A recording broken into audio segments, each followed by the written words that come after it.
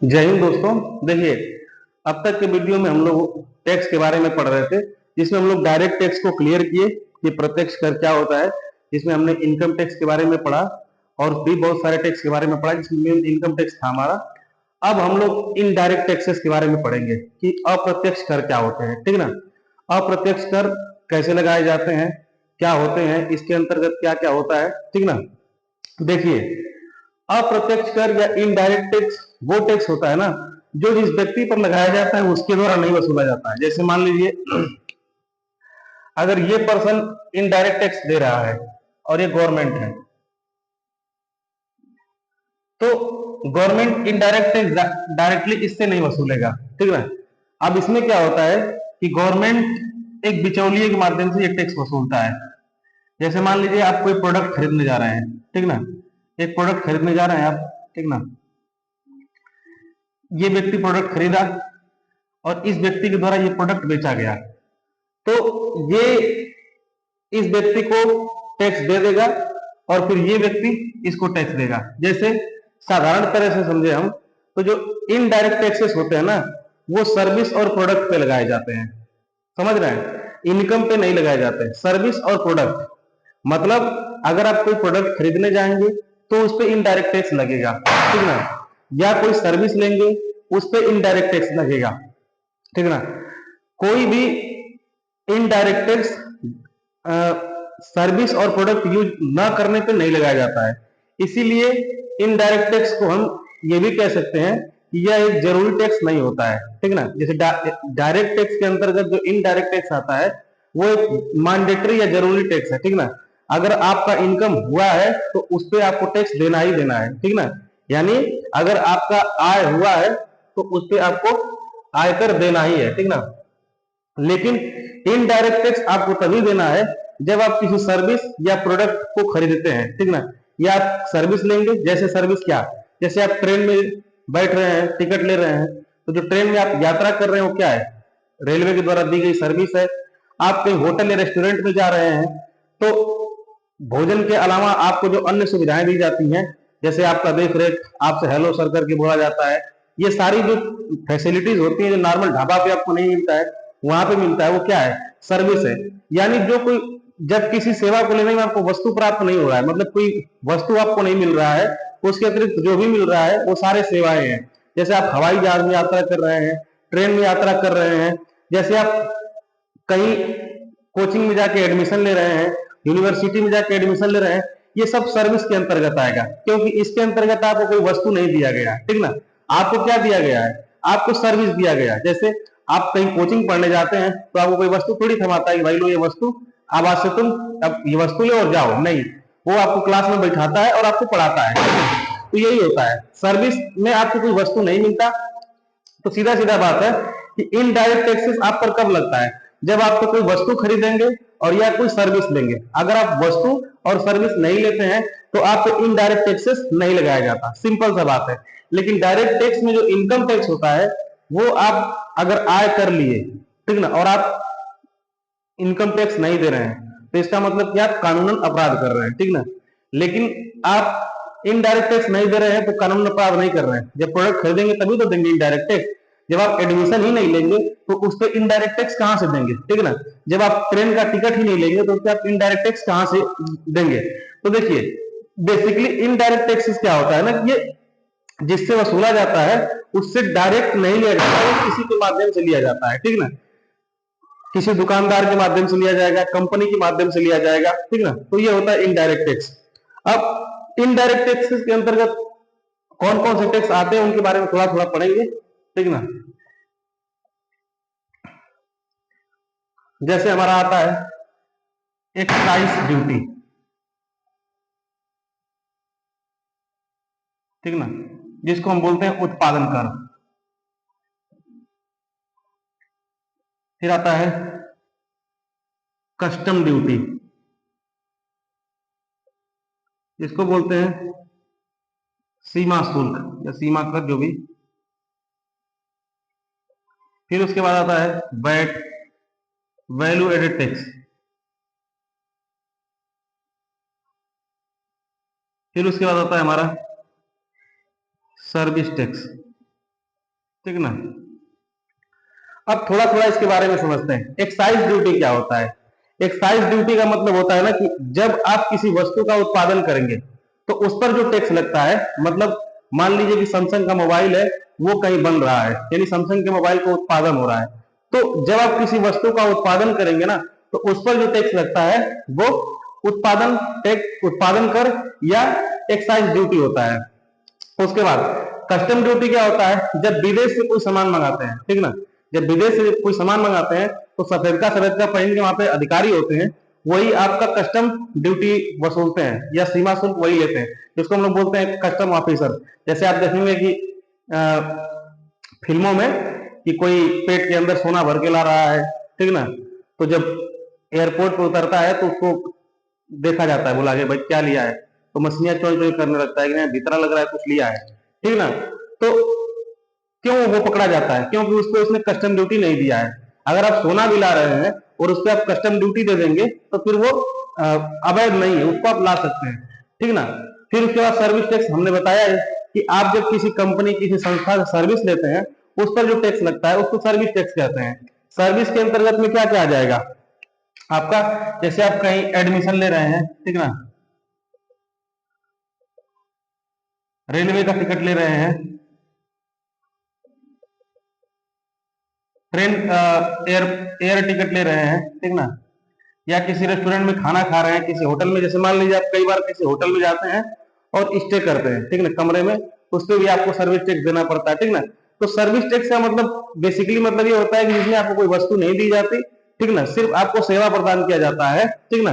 जैसे आप मोबाइल का रिचार्ज खरीदते हैं तो आपको कोई वस्तु नहीं दी जाती है, आपको ये सुविधा प्रदान किया जाता है कि आप 1 महीने तक अनलिमिटेड कॉल पे बात कर पाएंगे, तो वो भी किसके अंतर्गत में आ गया? वो भी सर्विस टैक्स के अंतर्गत में ही आ गया। उसके बाद होता है वैल्यू एडेड टैक्स। अब देखिए, वैल्यू एडेड टैक्स को ना टैक्स के ऊपर टैक्स कहते हैं। जैसे मान लीजिए वैल्यू एडेड टैक्स को हम समझते हैं, मान लीजिए कि ये एक फैक्ट्री है, ठीक ना, यहां पर किसी वस्तु का उत्पादन हुआ, ठीक ना, मान लीजिए पार्ले जी बिस्कुट का उत्पादन हुआ और इसका प्राइस रखा गया 100 रुपया, ठीक। इस पर मान लीजिए 5% उत्पादन शुल्क लग जाता है, तो अब इसका प्राइस कितना हो गया? 105 रुपया। 100 रुपये उत्पादन करने में लगा और 105 रुपया उस पर लग गया उत्पादन शुल्क। अब मान लीजिए पार्ले जी, ये है क्या हमारा फैक्ट्री, ठीक ना। अब फैक्ट्री से पार्ले जी निकल के जाता है थोक विक्रेता के पास, मतलब जो थोक में बिस्किट बेचता है या थोक में कोई सामान बेचता है उसके पास जाता है, तो इसको ये कितने का पड़ा? 105 रुपए का पड़ा, ठीक ना। अब जो थोक विक्रेता है ये रिटेलर को, इसको 105 रुपए का पड़ा और इस पे इसने फिर 10 रुपए क्या 10% क्या लगा दिया? सेल टैक्स लगा दिया कि भाई अब हम रिटेलर को बेचेंगे तो इस पर हम 10% सेल टैक्स लेंगे, तो इसका 10% सेल टैक्स कितना होगा? 105 प्लस 10.5, तो कितना हो जाएगा? 105 115.5। तो आप यहाँ पे एक चीज नोटिस करेंगे कि उत्पादन करने में पैसा कितना लगा था? 100 रुपया। ये जो 5 रुपया है क्या था? टैक्स था, ठीक है। यहाँ पे जब ये थोक विक्रेता रिटेलर को जब सामान दिया तो इसने पूरे 105 रुपए का टैक्स लगाया, यानी 100 रुपये उत्पादन शुल्क पर और 5 रुपए जो टैक्स था उस पर। तो इस टैक्स के ऊपर दोबारा क्या लगा? टैक्स लगा। उसी को बोलते हैं क्या? Value added tax. अब आगे जैसे जैसे जाएगा, अब मान लीजिए ये रिटेलर को देगा, रिटेलर फिर कस्टमर को देगा, तो फिर कस्टमर के साथ भी वो सेल टैक्स लगाएगा, तो आप देखेंगे कि बार बार टैक्स के ऊपर टैक्स लग रहा है, ठीक ना। उसको बोलते हैं value added tax. Sale tax भी एक प्रकार का जो है वो इनडायरेक्ट टैक्स ही है, जो किसी वस्तु को बेचने में लगाया जाता है। जब कोई वस्तु आप बेचते हैं तो आपको सेल टैक्स देना पड़ता है, ठीक ना। अब इतने सारे टैक्स थे ना कि गवर्नमेंट को बहुत परेशानी होती थी कि एक्साइज ड्यूटी के लिए अलग, कस्टम ड्यूटी के लिए अलग, ये सब बकलोले ही करो। तो गवर्नमेंट क्या किया कि इन सबको खत्म करके, ठीक ना, इन सबको खत्म करके क्या ला दिया? जीएसटी, यानी गुड एंड सर्विस टैक्स। देखिए अर्थशास्त्र में दो ही चीज होता है, या तो वो गुड्स होगा या तो वो सर्विस होगा। कोई भी चीज आप खरीदने जाते हैं तो आप या तो आप सामान खरीदेंगे या तो आप सर्विस खरीदेंगे, इसके अलावा आप कुछ नहीं खरीदेंगे, ठीक ना। तो इन सबको खत्म करके क्या लाया गया, जीएसटी लाया गया, गुड एंड सर्विस टैक्स, ठीक ना। जीएसटी ना इतना बढ़िया टैक्स है कि अगर इसके बारे में हम डिस्कशन करेंगे तो समझ में आएगा। जीएसटी एक मतलब एक नंबर का टैक्स है, ठीक है ना। अब आप देख सकते हैं कि इतने सारे टैक्सेस को समझना पड़ेगा, ठीक है ना। इससे अच्छा है कि जीएसटी को बढ़िया समझ लें तो ये सारे समझ में आ जाएंगे, ठीक है ना। तो हम जीएसटी को समझने का प्रयास करते हैं, 2-3 वीडियो में जीएसटी को समझेंगे। इसमें थोड़ा सा जीएसटी का इंट्रोडक्शन हम देख लेंगे कि जीएसटी क्या है, ठीक है ना। अब देखिए जीएसटी ना, मान लीजिए जीएसटी किसी वस्तु पर 12% लगा, ठीक ना, 12% लगा, तो इसमें से 6% कौन ले जाएगा, 6% ले जाएगा सेंट्रल गवर्नमेंट, जिसको बोलते हैं सीजीएसटी, ठीक है ना। और 6% कौन ले जाएगा, स्टेट गवर्नमेंट, जिसको बोलेंगे हम एसजीएसटी, ठीक ना। जीएसटी को हम बोलते हैं डेस्टिनेशन शुल्क। मतलब मान लीजिए कोई वस्तु है वो मुंबई में बना, ठीक ना, मुंबई में बना कोई वस्तु का मैन्युफैक्चरिंग कहाँ हुआ, मुंबई में। मान लीजिए कि पेप्सी बना, ठीक ना, पेप्सी को लेके चलते हैं, पेप्सी बना और लास्ट में ये यूपी में आके बिका, ठीक ना, ठीक ना। पेप्सी बना कहाँ, मुंबई में, लेकिन बिका कहाँ आके, यूपी में। तो अब ये जो पेप्सी जहां बिकेगा ना, उस राज्य सरकार को ही ये एसजीएसटी प्राप्त होगा, ठीक ना। मान लीजिए यहाँ पे ये पेप्सी बिका, ठीक ना, पेप्सी बिका, तो 6% जो जीएसटी होगा वो सेंट्रल गवर्नमेंट को चला जाएगा, इसको सीजीएसटी बोलेंगे। और 6% जो जीएसटी है वो स्टेट गवर्नमेंट को चला जाएगा, जिसे हम एसजीएसटी बोलेंगे, ठीक ना। तो अब मुंबई वाला कहेगा कि भाई समन्वय बना हमारे यहाँ, ठीक ना, लेकिन हमको कोई का टैक्स नहीं मिला। तो केंद्र सरकार क्या बोलेगी कि मिला ना, आपके लोगों को रोजगार मिला, और आप पेप्सिया जब यहाँ भेजे होंगे तो पेप्सिया पे कुछ प्रॉफिट कमाए होंगे ना, जैसे जितना उत्पादन करने में लगा होगा उतना ही में आप थोड़ा बेच दिए होंगे पेप्सी। अब देखिए, तो अब इससे कंपनी को क्या होगा, कंपनी को घाटा होगा। कहाँ घाटा होगा, पहले क्या होता था ना कि पहले अलग अलग राज्यों में अलग अलग टैक्सेस होता था, अलग राज्य में अलग एक्साइज ड्यूटी, अलग, मतलब हर जगह अलग अलग टैक्स होता था। तो अब क्या है कि अब हर राज्य में एक ही तरह का टैक्स है, जिसको हम जीएसटी बोलते हैं। अब मान लीजिए कि अगर किसी वस्तु पर ना 8% जीएसटी, अरे 12% जीएसटी यूपी में है, तो बंबई में भी कितना जीएसटी होगा, 12% होगा। केरल में भी 12% जीएसटी होगा। तो कंपनी यहाँ पे सामान बनाएगी और फिर ट्रांसपोर्ट करके यहाँ पे लेके जाएगी, ठीक ना। तो इससे कंपनी को क्या फायदा होगा, इससे कंपनी को कोई फायदा नहीं होगा। तो कंपनी क्या सोचेगी, क्यों नहीं यहीं पे अपना फैक्ट्री लगा लिया जाए, ठीक ना। यहीं पे फैक्ट्री लगाएगा तो इसका जो ये ट्रांसपोर्टेशन जो ट्रांसपोर्टेशन चार्ज होगा वो बच जाएगा, ठीक ना। यहां से बना के यहां पे ले जाके बेचने का क्या फायदा हुआ। लेकिन पहले क्या होता था कि यूपी में ज्यादा एक्साइज ड्यूटी लग रहा है, यानी ज्यादा उत्पादन शुल्क लग रहा है, मुंबई में एक्साइज ड्यूटी कम लग रहा है। तो सोचते सब कि थोड़ा बहुत किराए लग रहा है ना, यहाँ बनाओ यहाँ बेचो, ठीक ना, यहाँ कोई सामान बनाओ और यहाँ बेचो, ठीक ना। लेकिन अब क्या है कि आप भारत के किसी भी कोने में चले जाएं, जीएसटी का जो स्लैब यहां रहेगा वही हर जगह रहेगा, वही अंडमान निकोबार में भी रहेगा आपको। तो आप देखेंगे ना कि हाल फिलहाल में कंपनियां खुलना शुरू हुई हैं और फैक्ट्री कारखाना खुलना शुरू हुआ है राज्यों में भी। जैसे अब कोई कंपनी पागल होगा कि पेप्सी मुंबई में बनाए और लाके यूपी में बेचे, कोई फायदा नहीं, क्योंकि उसका टैक्स तो बच नहीं रहा है, ठीक ना। ये तब फायदा होता जब यहाँ पे एक्साइज ड्यूटी कम होता, यहाँ पे एक्साइज ड्यूटी ज्यादा होता, ठीक ना। तो अब क्या हुआ कि अगर ये यहाँ पे लाके बिका, मतलब ये पेप्सी यूपी में आके बिका, तो ये किसको मिलेगा, ये उत्तर प्रदेश को ही मिलेगा, ठीक ना, मुंबई को नहीं मिलेगा। यानी कई बार हम बोलते हैं कि जो जीएसटी है क्या है, वो डेस्टिनेशन टैक्स है। मतलब जहां पे सामान बिक रहा है वहीं के राज्य सरकार को टैक्स मिलेगा, उसके अलावा जहां पे सामान बना वहां की सरकार को, वहां के सरकार को कोई भी जीएसटी नहीं मिलेगा। अब देखिए यहाँ पे एक झमेला हो जाता है। मान लीजिए कि एक ऑनलाइन कोचिंग है, मान लीजिए XYZ, हम कोई XYZ एक ऑनलाइन कोचिंग मान लेते हैं, या कोई ऑनलाइन सामान ही मांग लेते हैं, ठीक ना। बिहार में या यूपी में बैठा कोई व्यक्ति यहां से ऑनलाइन सर्विस लेता है। ये जो ऑनलाइन कोचिंग है मान लेते हैं कि कहां है, ये दिल्ली में है, ठीक ना। तो यूपी में बैठा आदमी यहां से वो कोचिंग ऑनलाइन खरीदता है, ठीक ना। मान लीजिए कितने में खरीदता है, 200 रुपए में।